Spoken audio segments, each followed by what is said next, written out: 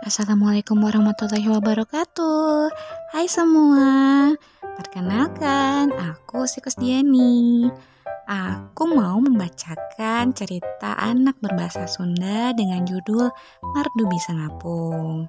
Sumbernya dari Let's Read The Asia Foundation. Teman-teman bisa cek sendiri ya di websitenya. Mardu Hudang Sare. Alah, lengan kuring, cek Mardu rewas. Manehna nengetan leungeunna nu robah jadi jangjang. Hawar-hawar, Mardu ngadenge sora nu keur ngobrol. Aripek, dua manuk keur baceo. Wah, kuring bisa ngarti bahasa manuk, cek Mardu atoh. Mardu, hayu hibur jeung kuring, cek manuk kanari. Kalaunan Mardu ngeplikeun jangjangna. Awakna jiga aya nu ngusikeun. Terus, syut, Mardu ngapung norobos kana jendela. Wow, kuring bisa hiber, cek Mardu. Mardu ngapung nuturkeun manuk kanari. Ieu imah kuring, cek manuk kanari. Iya imah dijian sababaraha poe kawas kolot kuring baheula nyieun imah keur kuring. Tangtungna kudu dipiara. Kuring resep pisan kana ieu imah. Terus Mardu hiber jeung manuk cangkurileung. Tah, ieu imah kuring.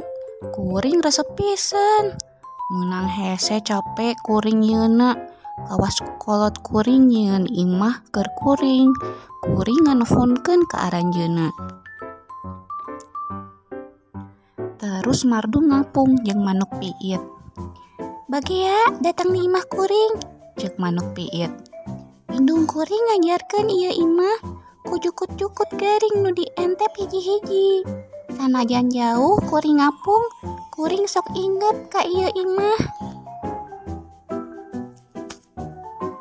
Bapak kuring kungsi nyarita, hiji poe kuring bisa nyieun imah. Imah teh bisa ngajaga kulawarga kuring tina panas panon poe jeung hujan. Cek kuring mah, omongan bapak kuring teh bener. Cek manuk piit saterusna.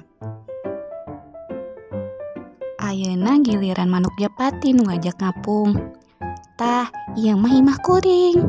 Manuk japati ngabageakeun. Kuring mah can kungsi nyaho kumaha carana nyieun imah. Indung jeung bapak kuring can kungsi ngajarkeun. Lantaran nu nyieun imah kuring mah manusa. Mardu ngapung sorangan, terus euteup dina tangkal gede. Manehna niteunan manuk nu keur nyieun sayangna. Persis kawas nu dicaritakeun ku manuk kanari, cangkurileung, jeung piit. Panon poe geus meh surup. Manuk-manuk hiber mulang ka sayangna sewang-sewangan. Mardu ujuk-ujuk inget ka imahna. Manehna hayang balik, hayang nangkep indung jeung bapana. Sekian cerita berbahasa Sunda, Mardu Bisa Ngapung. Kira-kira apa pesan positif dari cerita ini ya teman-teman? Bisa kita diskusi di kolom komentar ya. Oke, terima kasih telah menonton video kita hari ini. Jangan lupa untuk like, subscribe, dan tekan lonceng notifikasi supaya aku lebih semangat buat konten-konten berikutnya. Bye!